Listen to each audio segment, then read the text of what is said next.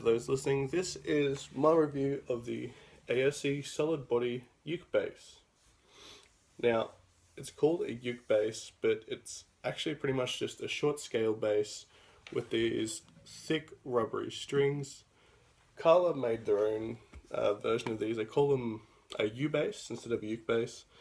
And this is pretty much a copy of the Mahalo version of that. As you can see, it's got a solid wood body.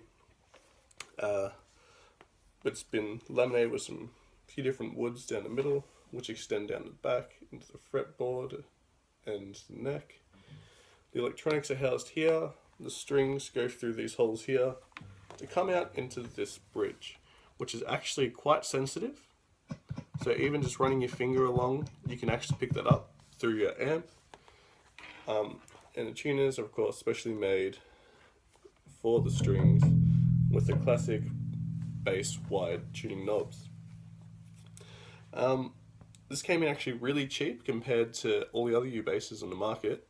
So this cost me under $250 including shipping. The next closest in price would be the Mahalo version of this, which would have cost me $430. But price for quality, it's actually really surprising.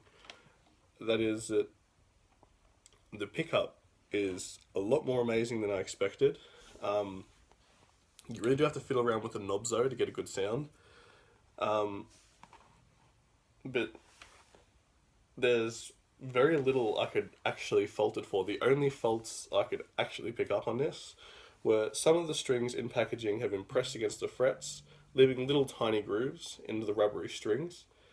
Other than that, and the fact that this thing gets really hard to tune the top string on most of my apps, I have to use a chromatic tuner, and really fiddle around with it. But other than that, this thing is actually a really, really lovely instrument. For all the people like me who collect ukuleles, you will have to learn actually how to play bass if you want to play this properly, as in it's tuned the same as a bass and it plays the same as a bass, just on a short scale.